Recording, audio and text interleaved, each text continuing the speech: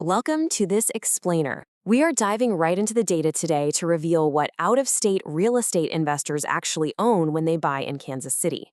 If you are shopping for a rental from afar, you have probably heard the terms Class A, Class B, and Class C thrown around by brokers a million times. But what do they really mean when the rubber meets the road? Let's look past the shiny brochures and dig into the actual operational numbers to uncover the absolute truth. So are you buying paper yield or delivered yield? It's a pretty serious question every analytical investor needs to ask themselves.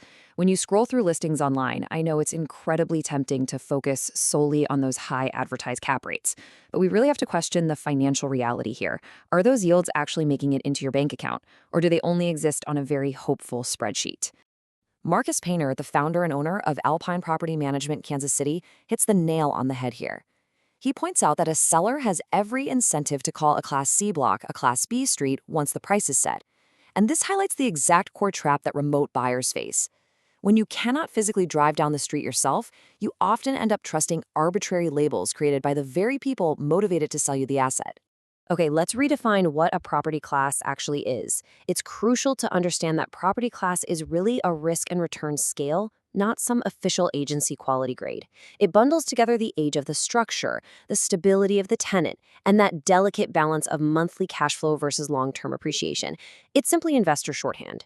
And in Kansas City, this is particularly tricky because the class can literally change from one side of a street to the very next. To cut through all that noise, well, we need hard data.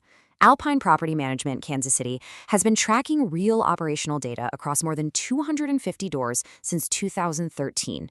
With over a decade of experience managing residential properties all across the metro area, we can use their historical data to underwrite what a door is genuinely worth based on facts, rather than just a listing agent's optimism. Now, Alpine doesn't grade a neighborhood by how it looks in carefully angled photos. Instead, they score it using 3 strict operational metrics that actually dictate success. We're talking about occupancy rates, rent collection percentages, and true turn costs.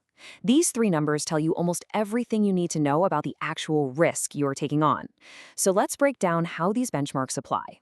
$1,300. According to Zillow Rental Manager Market data, that is roughly the median rent across all bedroom counts in Kansas City, Missouri. This serves as a fantastic baseline for our analysis. Rents well below this mark usually signal a Class C property, while rents well above it signal Class A. It's just a quick, practical way to sanity check the income story a listing agent might be pitching to you. When we break down these classes based on actual managed portfolio data, a really clear picture emerges. In Class A areas like Leawood or Brookside, you face higher buy prices, sure, but you gain massive reliability with 97% occupancy and 99% collection. Class B and places like Gladstone offers lower entry prices, but maintains incredibly solid numbers at 96% occupancy and 98% collection. But notice Class C in Grandview or the East Side. The entry price is highly attractive, dipping as low as $90,000, but reliability drops significantly to 92% occupancy and 94% collection. Basically, as the advertised yield goes up, the stability plummets. And that brings us to a huge hidden danger, the 6% gap. You see, a listing for a Class C property almost always assumes 100% rent collection in its pro forma, but the reality is closer to 94%. Assuming full collection quietly overstates your annual income by roughly 6% before you've even paid for a single repair.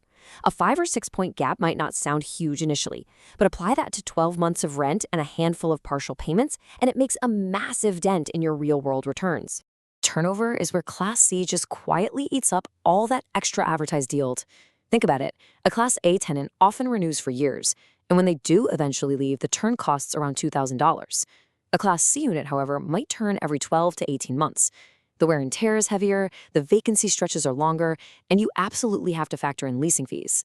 That pushes the average Class C turn cost up to a staggering $5,500. Spread that massive cost over a much shorter tenancy, and the annual financial drag becomes severe. So how does this all play out? Well, it builds the exact sequence of the remote investor trap. Step 1.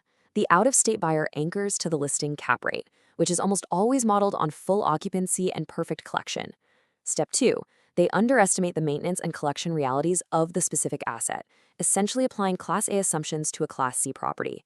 And Step 3. They trust a label controlled by the seller because they can't physically see the street themselves. The ultimate result? They heavily overpay for the wrong class of property. Now, before making any moves, you really need to understand some vital Kansas City nuances. First off, the metro literally straddles a state line. Missouri and Kansas have entirely different landlord rules, which is exactly why Alpine runs separate management teams for each side. Second, Jackson County tax assessments on the Missouri side can heavily impact your bottom line. Third, for tenants using vouchers, the HUD fair market rent sets a defensible ceiling for what you can charge. And as a quick reminder, this explainer is strictly for educational purposes and definitely does not constitute legal or tax advice. This brings us to the core lesson of today's explainer, which is basically the fantasy versus the reality. Paper yield, that's the fantasy. It uses advertised cap rates, assumes 100% collection, and completely ignores the frequency of turnover. Delivered yield is the reality. It accounts for a 93 or 94% collection rate, regular vacancy stretches, and those heavy $5,500 turn costs. The paper yield might look amazing on a flyer, but the delivered yield is what actually funds your investment account over time. So what is the practical recommendation here?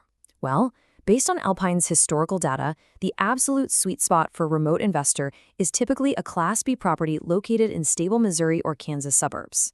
This class delivers real, tangible cash flow alongside tenants who stay and actually pay their rent. It offers the best balance of manageable turnover and solid rent collection, keeping you well clear of the heavy management intensity required by Class C assets.